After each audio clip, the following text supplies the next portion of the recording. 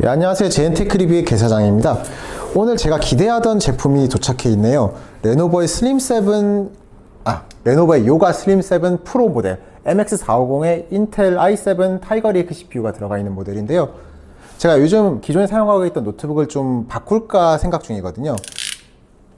그래서 고려하고 있는 두 모델이 바로 에어로 17인치 게이밍 노트북 모델하고 요 14인치 저전력 노트북 모델이거든요. 둘 다 성능이 완전히 이제 극과 극인데 어떻게 해서 그렇게 두 제품을 놓고 비교를 하고 있냐라고 물어보신다면, 제가 굳이 고성능 노트북을 유지하고 있는 이유가 언제든지 게임을 돌리고 싶기 위해서거든요. 근데 사실 요즘 시간이 없어서 게임을 못 돌려요. 그러면은 고성능 노트북이 굳이 필요 없기는 한데, 그럼 휴대성 좋은 그냥 14인치 저전력 노트북을 쓰자라는 생각은 들긴 했거든요. 그래서 과연 제가 게임을 돌리기 조금 어려운 이 노트북을 메인으로 쓰게 될지, 그건 한번 좀 지켜봐야 될 것 같습니다.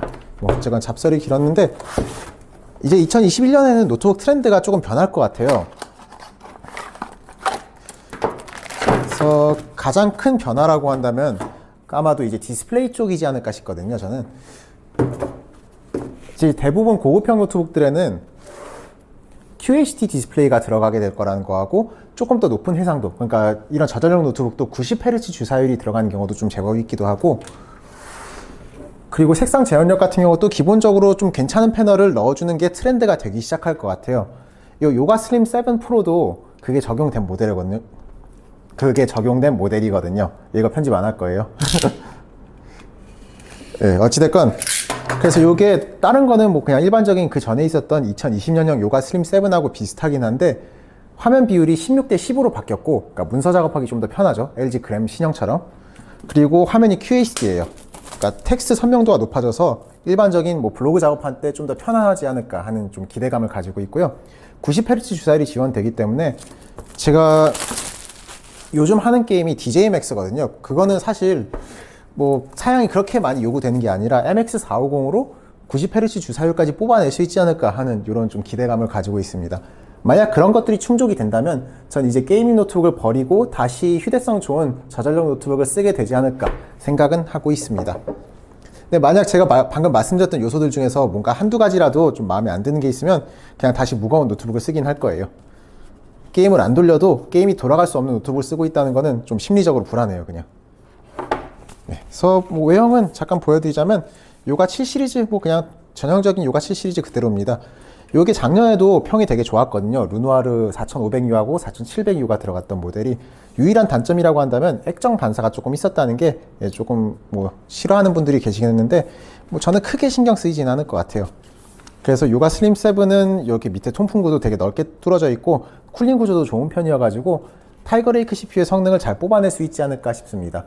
그리고 MX450도 다 같은 MX450이 아니라 GDDR5, GDDR6, 그리고 10W 규격인지 25W 규격인지 그런 거에 따라서 성능도 천차만별이거든요. 이 녀석은 최상위 GDDR6, 그리고 제가 알기로 25W짜리 등급의 MX450이 들어가 있어요. 그러니까 그런 경우에는 거의 GTX 1050, 1650에 근접하는 성능을 낸다고 하거든요.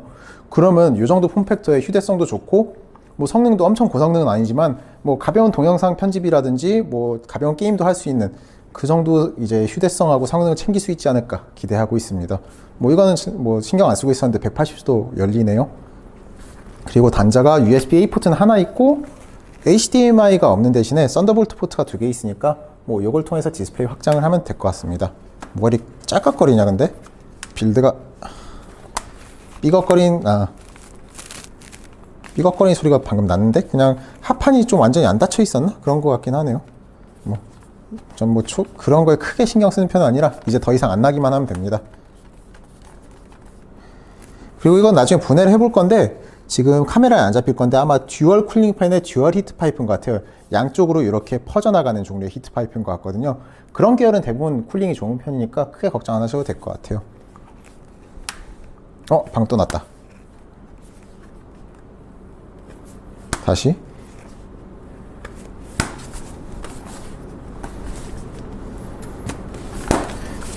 하판에 그 탭이 조금 떨어져 있어가지고 그게 다시 똑 제자리로 들어가는 소리긴 했는데, 만약 그런 거라면 반복해서 소리가 안 나긴 할 거예요.